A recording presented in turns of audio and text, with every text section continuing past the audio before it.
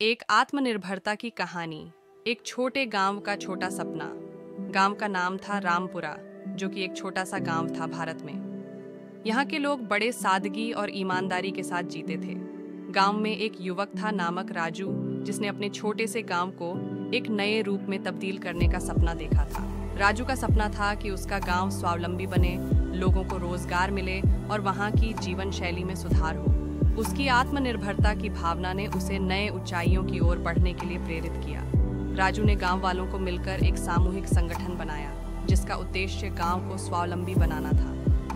उन्होंने लोगों को रोजगार के नए स्रोतों की खोज करने के लिए प्रेरित किया और उन्हें विभिन्न कौशल शिक्षा का संबोधन किया।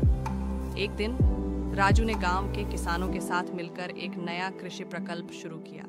उन्होंने उन्हें सुधारित तकनीक का प्रयोग करने के लिए प्रशिक्षण दिया और नए खेती तथा प्रसंस्कृति तकनीकों को अपनाने के लिए प्रेरित किया। इससे गांव के किसानों की आय में वृद्धि हुई और वह स्वावलंबी होने की दिशा में बढ़े। राजू ने गांव के युवाओं के लिए विभिन्न प्रशिक्षण कार्यक्रमों का आयोजन किया।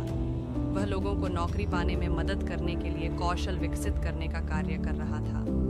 इससे गांव के युवा पीढ़ी को नए और बेहतर रोजगार के अवसर मिले। एक और महत्वपूर्ण कदम था गांव के विद्यालय में शिक्षा का स्तर उच्च करने का। राजू ने समुदाय को शिक्षा में सकारात्मक बदलाव के लिए प्रेरित किया और सुनिश्चित किया कि सभी बच्चे समर्थ हों और उन्हें उच्च शिक्षा का अधिकार हो। इससे गांव की नई पीढ़ी ने आत्मनिर्भरता की भावना से भरपूर होकर अपने लक्ष्यों की प्राप्ति में सहारा पाया। राजू का एक और प्रमुख उद्देश्य था गांव को स्वच्छ और हरित बनाना। उन्होंने लोगों को बताया कि कृषि और उद्यमिता में सुधार के साथ साथ वायुमंडलीय प्रदूषण कम करने का भी एक तरीका है।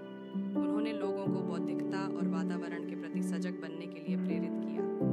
समय के साथ राजू की मेहनत और आत्मनिर्भरता ने गांव को एक नए स्वरूप में बदल दिया। गांव वाले अब अपने गांव को गर्व से देखते थे और वह बड़े आत्मनिर्भरता भाव से जी रहे थे। राजू की यह कहानी हमें यह सिखाती है कि एक व्यक्ति अगर आत्मनिर्भर हो और उसमें समर्थन की भावना हो, तो वह किसी भी छोटे से समुदाय को बड़े परिवर्तन की दिशा में मोड़ सकता है।